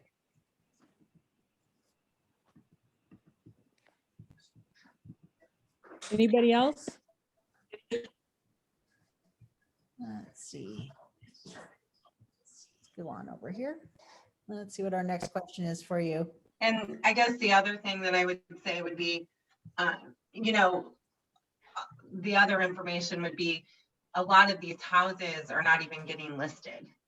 So a lot of their information isn't even right, because what's happening is you're basically selling a house before you can even get a sign in the yard. You know, somebody hears somebody's going to move, and, you know, and so the only information that I can say from what you've shown so far, I was kind of surprised when you were talking about how people are not getting the list price. I think, did you say it was like 5% less? Yeah, that was weird to me too. What's your take on that? I was shocked because we aren't seeing that happening. I mean, I guess the only thing I could see is maybe if people are pricing, if somebody's pricing things too high and it's not, but what's happening around here is people are basically pricing them what they're worth. And then you're getting, you know, 15 to 20 offers the first day. And, you know, with escalation clauses and everything else. So you're basically seeing them sell for 5,000 to 10,000 more than they're asking for them, if they do. Yeah, I didn't know 100% what to make of that number either in that hot of a housing market, other than sometimes in some rural places, what I have seen when it's that tight is that people are then having to go back and get additional financing for some work to maybe make it habitable, you know? Right. Where that, so that has been known to happen. I know that happened in Manning, that there were several houses that were on the market where people then had to immediately do something big to the houses, but they had several of them that went all at one time like that. But I thought that was weird too. I thought that was kind of a strange, I have not seen that on other towns so far. Was that Mondamon or not? I'm sorry. That was Logan. No, that was Mondamon, you're right. Okay. Missouri Valley says he has seen an increase in FSBOs, for sale by owners.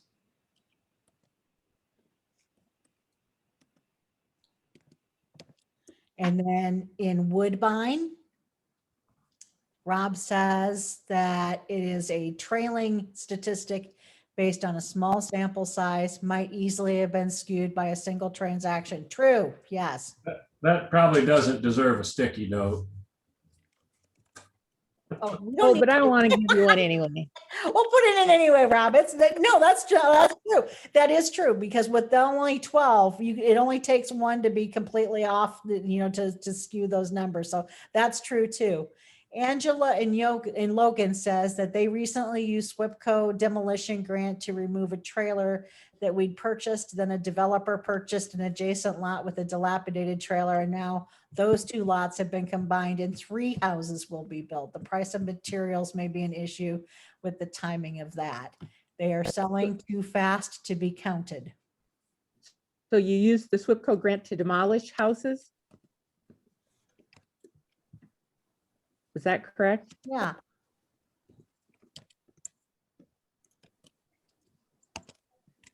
Sorry, I forgot how to unmute myself. Yes, we used the SWIPCO housing demolition grant for city-owned properties. So we purchased the trailer and then applied for the grant, and the grant paid for 50% of all the demolition costs. So for roughly, I can't remember if it was 10,000 or 12,000, we were able to purchase and do the whole project, and then we were able to sell that lot and recoup that cost. And now they're going to, it was 2 large lots. They were able to divide into approximately 8,000 square foot, 3 lots side by side, and are starting this year on the first house. That's awesome. That's the way. So you're- that was a great grant. Yeah. And I have seen emails from SWIPCO over the last year that they continue to have funds available for that. And the legislature just approved more money for that. So we will have more coming. Great. This is Mon Damon, and we have a comment for. Yes. Okay, that grant is for city-owned properties that they want to demolition the buildings on, correct? Correct. So we did have to purchase the property to be eligible for that grant. Unfortunately, I have not seen a lot of grants available for private-owned property. Yes, that's the problem we have is how do you locate the owners? Because a lot of them are absentee owners. And then how do you go about, if they won't sell the property, how do you go about, they've got these dilapidated buildings on them. How do we get access to them? How do we And get you have a ownership? question about, so your question is about condemnation then, right? Yeah. Yes, abatement, something. Okay.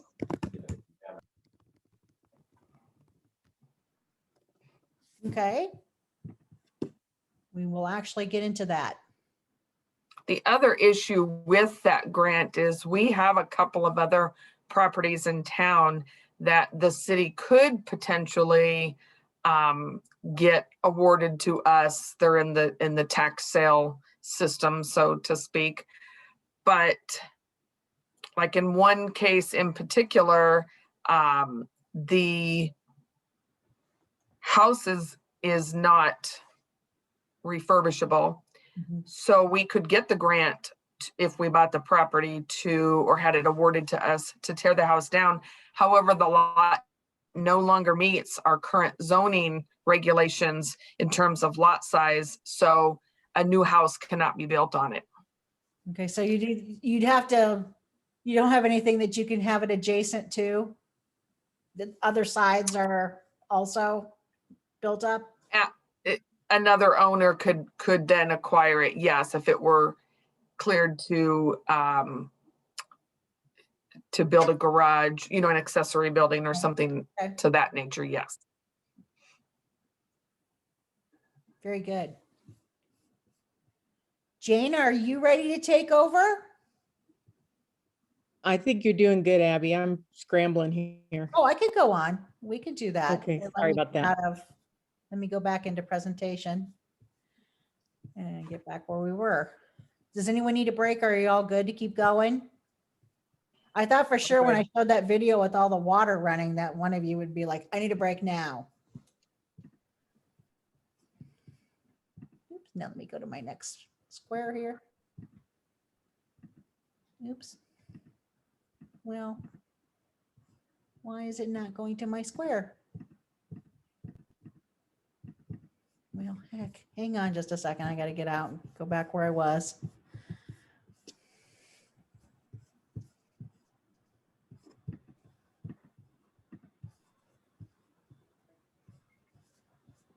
Anybody else? I get a little bit seasick. I feel like I'm. I looking- know. I'm sorry. I don't know why it keeps taking me to the wrong place here, Jane. Why is it doing that?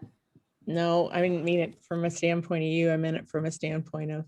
It keeps wanting us to move ahead here, and I don't really want to do that. So. Okay, go back to workshop 1. Yes, I want to go right here. The break question or the one after? I just want to go back to our little Okay. lecture here. But every Okay. time I go to hit present, it goes back down to this last workshop. Did you get back in the presentation mode when you got there? That's where it's sending me. Every time I get back into presentation, it knocks me back there.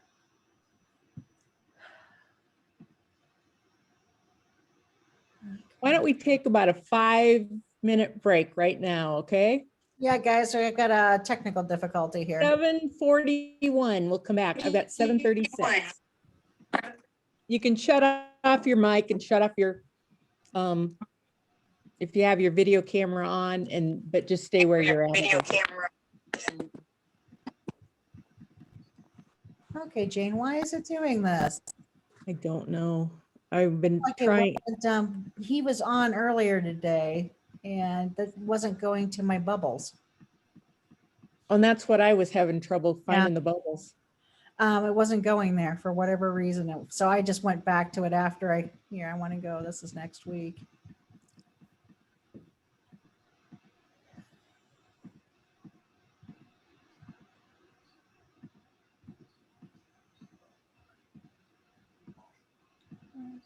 Okay, right, it's right there. Okay. There you go. Okay, there it goes. God, that made me dizzy. Okay.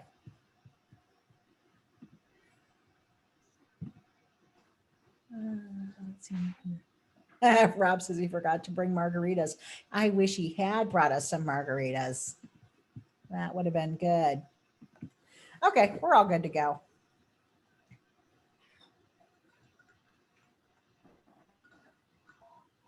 I didn't even think, Jane, to go check that, but yeah, it wasn't directing us back down to the conversations. I had to go and manually go there. I'll have him fix that for next week. Okay. I didn't even know it wasn't going to do that. Oh, the joy of virtual teaching. Yes.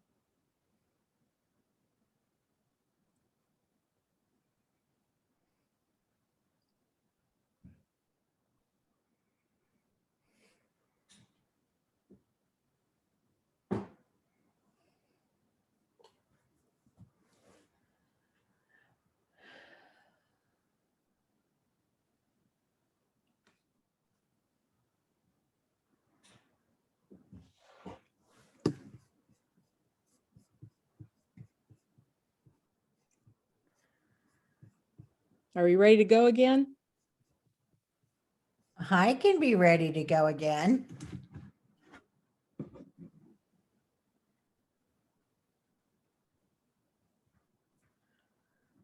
I'm seeing some. Oh, Carter's there. Where's Henry? Did Henry leave already? Oh, Yep, he went to bed. oh, y'all missed Carter's darling baby boy.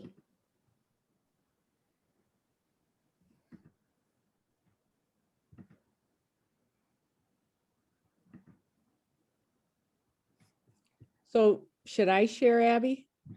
I'm probably good sharing it. I think if I can find, is it gonna go for me? Oh yeah, it's totally gonna go. It's just that it's not gonna take me to the bubbles. I'll try and find the bubble. And if you can swoop to the bubble, I think there's question marks on the slide that tells me that there's a question, right? And then I can just let you, Yep. Think I'm good. okay, that'll work. That's our workaround.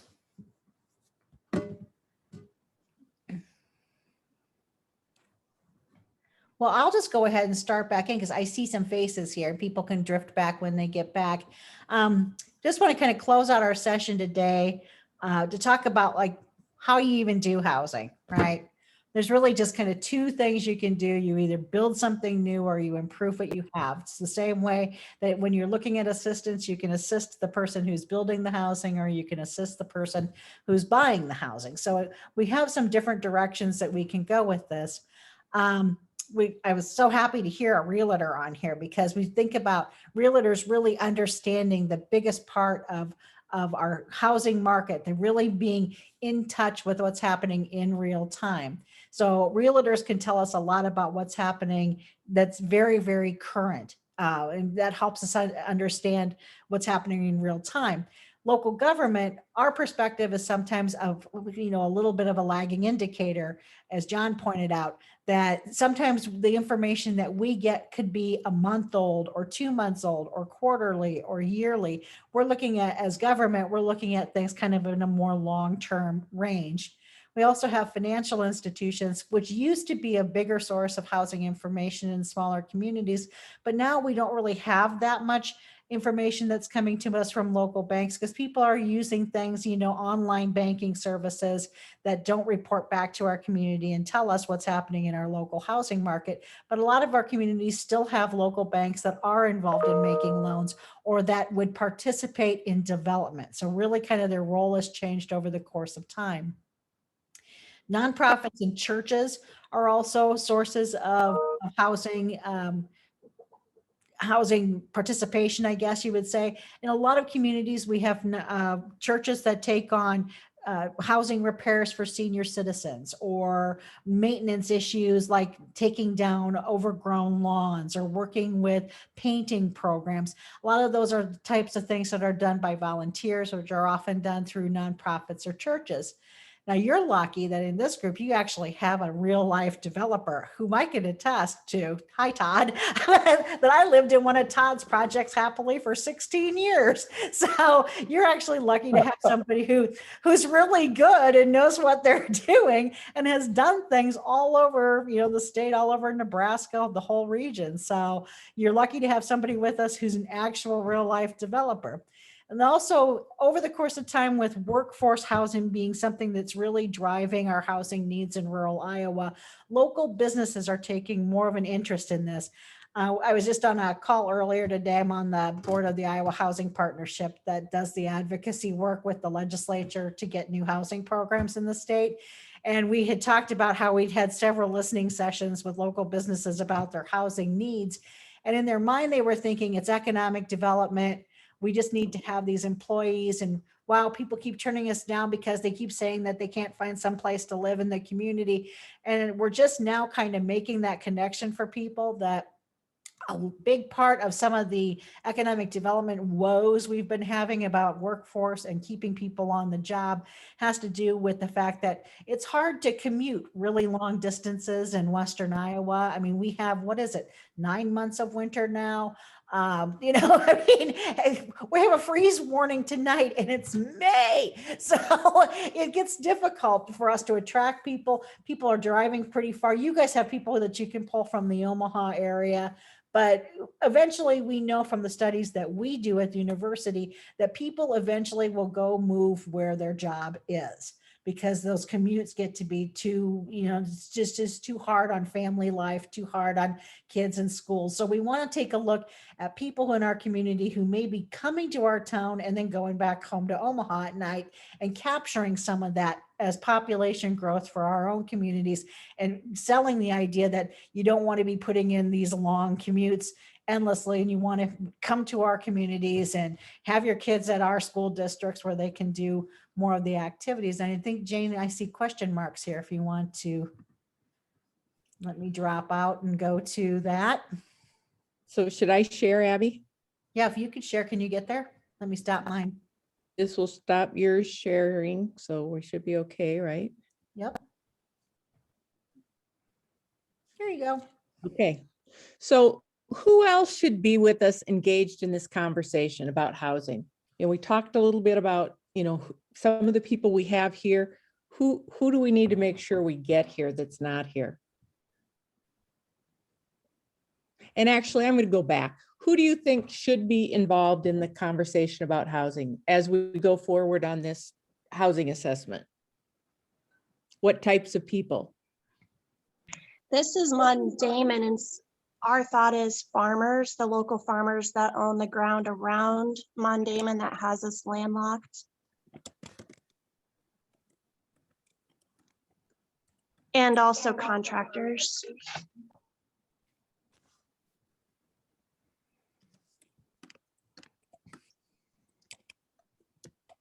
Okay. Who else? This is Todd Woodbine. We do need to bring in our local manufacturers or businesses. We did a survey, it's been a long time, and actually 50% of the people were not living in town that were working at the businesses. So I'm sure they'd be very interested in it.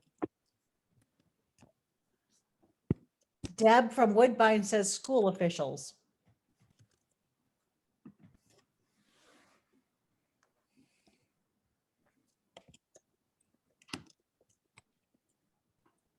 Who else?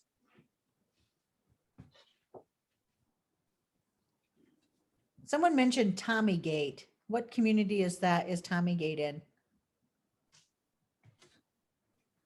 In Woodbine, Is Woodbine? yes. Anybody say who Tommy Gate is? The manufacturing company. Okay.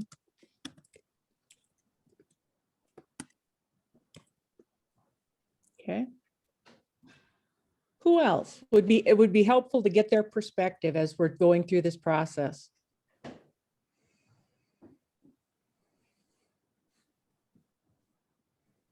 Recent migrants to these communities. Okay.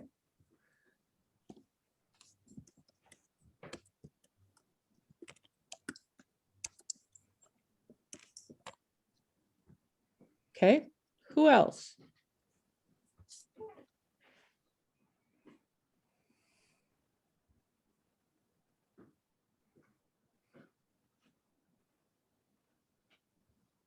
Some of the issues that we're talking about.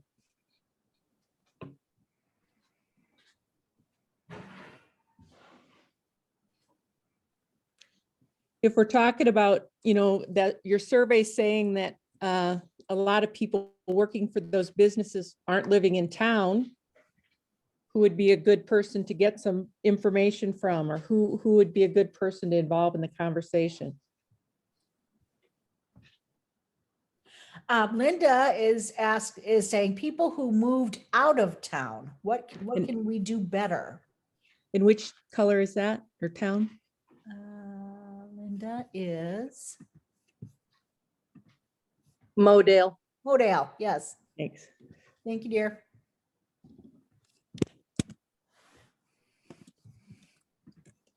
John from Missouri Valley says graduates, find out what would bring them into town. Like your high school graduates, college grad, And which town was that? Sorry. Missouri Valley, red.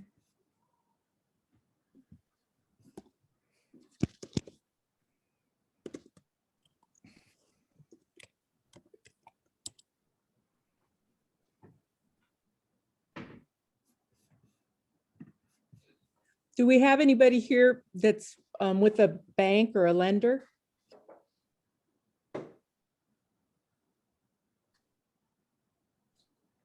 Yes, I'm with Community Bank. This is Lorraine from Modale.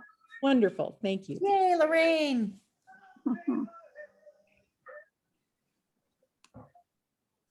Anybody else you want to, in terms of that, it would be good to get involved in this? Jeff from Logan is also with Community Bank. Okay.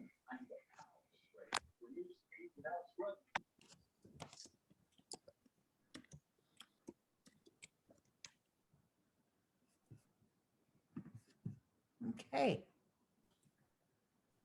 That looks pretty good, Jane. Okay.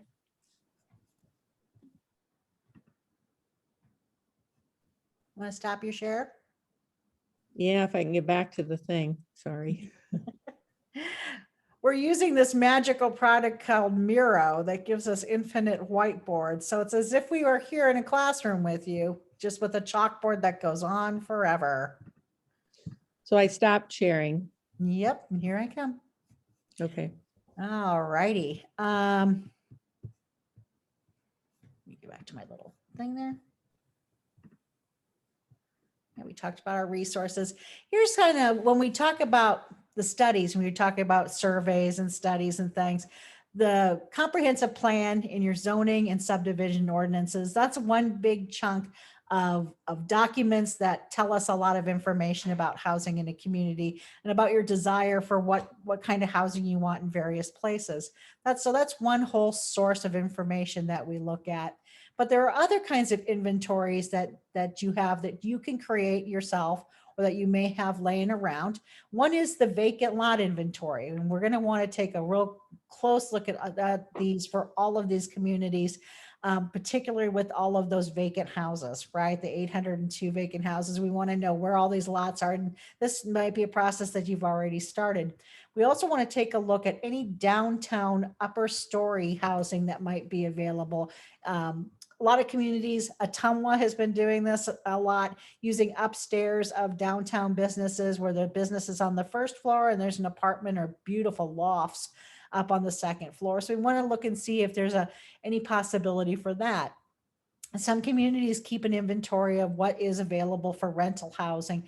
And we usually, if it's in a complex, we can see that with the naked eye, but it's harder for us to know what of the single family houses that are in our community are rental versus being owner occupied. So a lot of times we might want to take a deeper dive into finding out what's available for rental in single family and apartment complexes.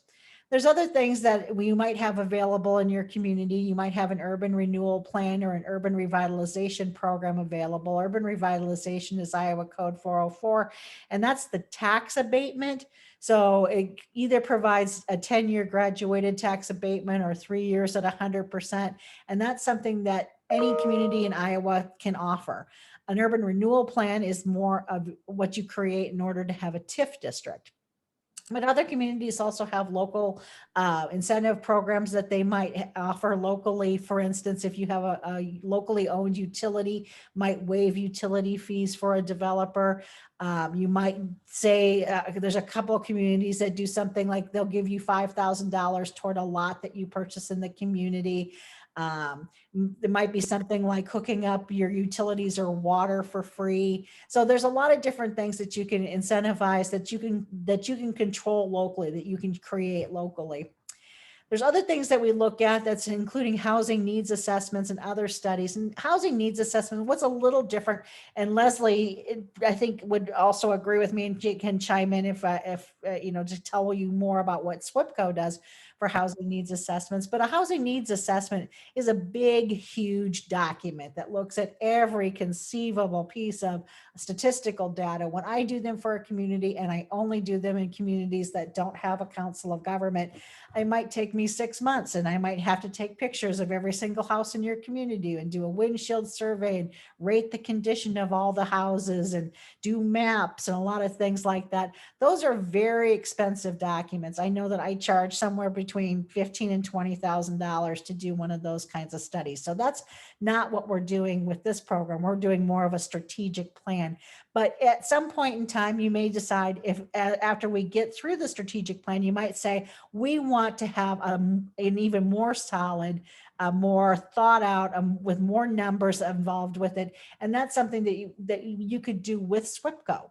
So that would be what we would recommend if you wanted to move farther on. Do I have a question here, Jane? Do I have a bubble?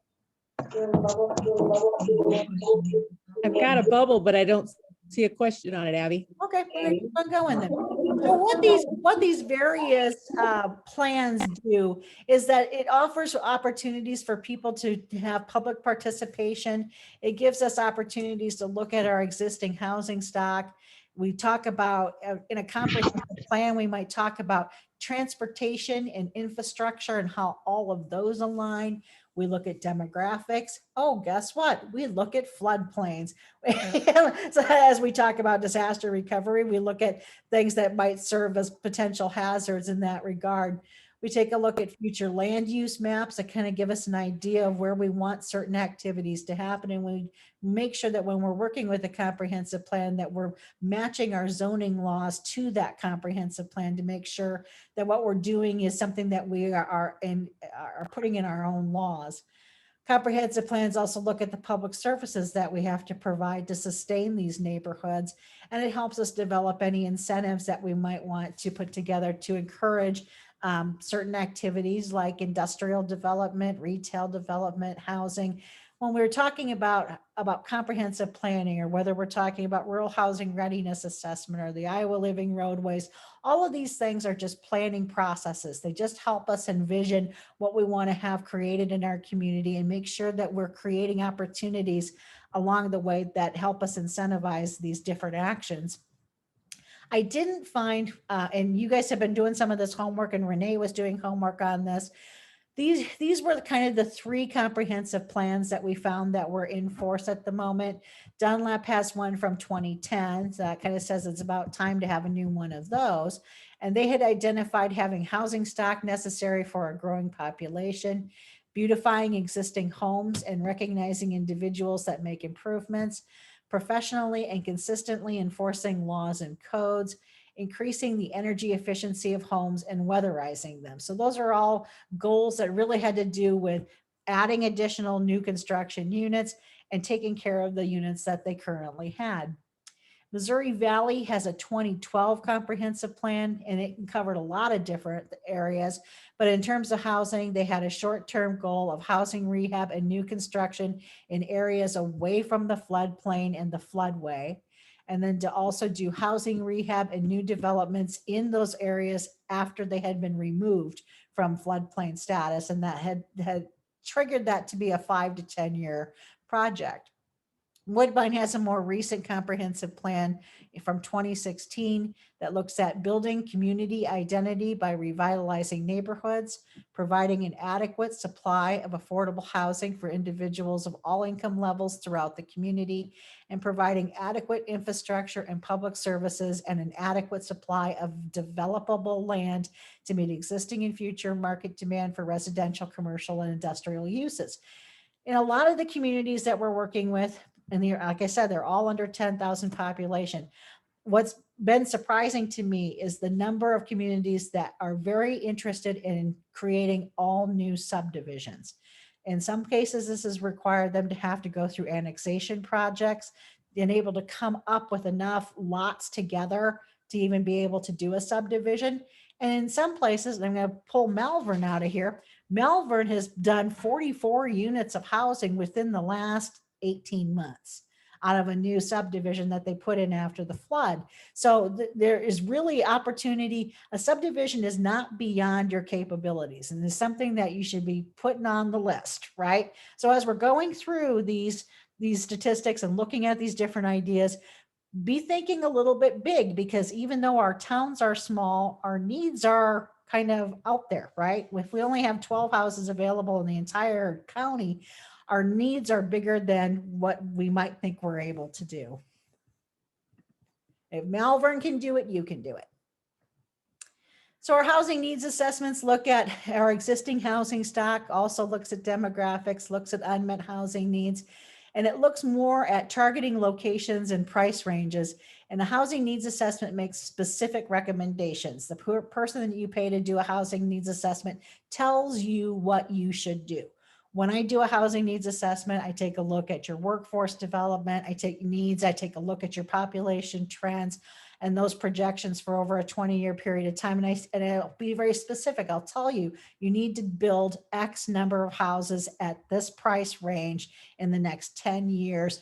And I'll be very specific and tell you exactly what you need to do. In a process like this, we're looking more at what you want to do, right? Because we have a funding opportunity that we're responding to. And so we want to look at what are some things that you can commit to. That's why we don't necessarily need to go into a housing assessment where someone tells you what you should do. This is more an opportunity to do what you want to do. When IEDA asked us to create this program, one of the things that they wanted us to stress was that a lot of the things that make housing happen or not happen are things that individual communities control. And a lot of that has to do with local ordinances that you adopt, zoning ordinances that we take a look at to make sure that there's nothing in our zoning that is keeping housing from happening. And the same with our subdivision ordinances. Most communities adopt the state's building code and the state's energy code. A lot of communities have no ordinances whatsoever in terms of rental. So that's something that this program is looking at addressing with smaller communities to help adopt rental inspection programs and nuisance abatement programs to help with these particular projects. Because we know, in particular in a small town where you know everybody or are related to everybody, it is super hard to go tell your Aunt Grace that her house is an atrocity, right? So we need to figure out ways that we can still do nuisance abatement, but maybe trade that work with another community who comes in and does that to Aunt Grace. So we can wash our hands of it and say, well, I'm not the one that told on you at all. Someone else did that. So we would look at ways that we can still do those kind of programs, but understanding that we're doing it in a smaller town where there are repercussions for things like that, right? This gets also at property maintenance codes about what do you consider okay in your community. So the state wants us to talk a little bit about that as well. That's what we have for you tonight, but we have time for questions. Does anyone have any questions?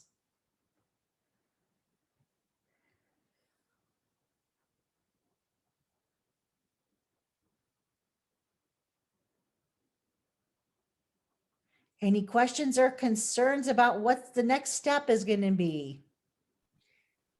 Next session, we're going to be talking about, Harrison County, and we're going to be talking about your communities, but we're also going to be looking at some examples of, as Abby said earlier, some kind of innovative things that other communities have done in Iowa to see if it sparks any ideas or with regard to that might work there.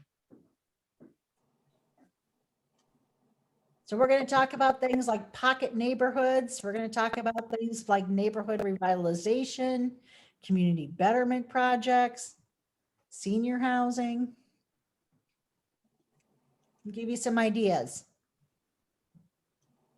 And again, for the next meeting, Abby, everybody on your committee would participate, correct? Absolutely, yes. Okay. And we're recorded for tonight. So we have our folks that we missed from Dunlap. And really, Carter, you could send this out to everyone, right? If they wanted to have it. Yes. Yep. Okay. And this next meeting is not just limited to the people who are here tonight. You can know, we invite talked about some good people to get involved. Please feel free to invite them. Hey, Abby. Yeah. Hi, this is Terry Jean from Modale. I'm part of the city council. Yeah. Do you mind if I get your direct contact information and I can call Gosh, you yes, tomorrow? absolutely. Here, let me put my stuff in the chat box. Where's my little chat box? Here. I'm putting my phone number up in there. Where's the chat box?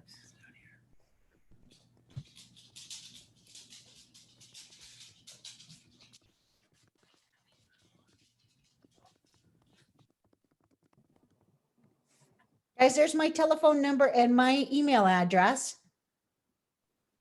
If you think of questions, because you might come up like I had gotten a list from Renee earlier in the day with questions from Damon. And if you have some from Modale, that'd be great too.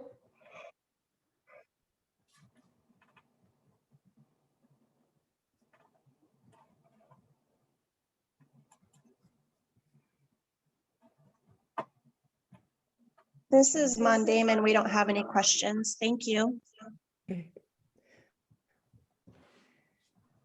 If there aren't any more questions, then we'll look forward to seeing you at the next session. As I said before, please feel free to invite people that would be good to get involved in this process to participate. You can forward them the Zoom link.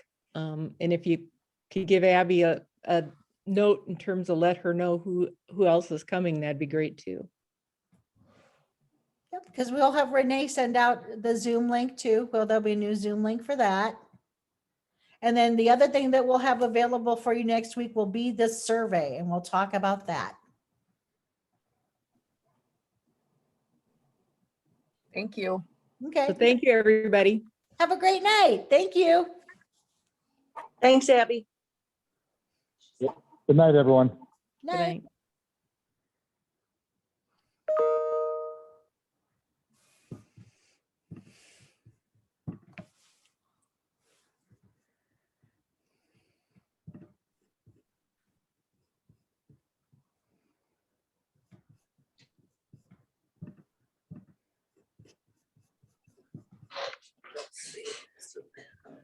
I'm going to show you this bubble, Abby. Are you still there? Yeah, I'm still here. Renee's still here. You want Carter's it- still here. I stopped sharing This so is- you have to pop up for me. This is the one. There's nothing on it. Okay, I wonder what, yeah, Scott came in and he was going to do all the bubbles, but then nothing went to the bubbles. Huh. He sent me an email, so, oh yeah, got them all in there. Okay. So it wasn't just me smoking crack here. It was just, that was just the way it was, right? Yeah. Well, that's what I was kind of scrambling about because I was trying to just arrow through to get to those and nothing was showing up. Yeah, normally it just goes right to the, when it, Yeah, I the don't know next why one. he linked them somehow. Yeah, I'm not sure what happened either. Oh, well. Guys, right, well- Renee, Carter, how'd it go? You still I there? thought it was good. I thought we had a good mix of people from the communities that were all able to participate tonight. I was glad Amanda was able to be on from Dunlap and at least listen. So That's she can kind of tell them some of the things that she heard. It's unfortunate that happened. It was just a weird course of events that made that, be problematic for them tonight. But I'm glad she was able there to hear it firsthand and then they can look at the tape. So I think tonight went really well. And like I said to Renee, I could fit them in to do this, repeat it just for them before next week, before the session, if they needed that to happen. Abby, do you want to stop recording? Oops.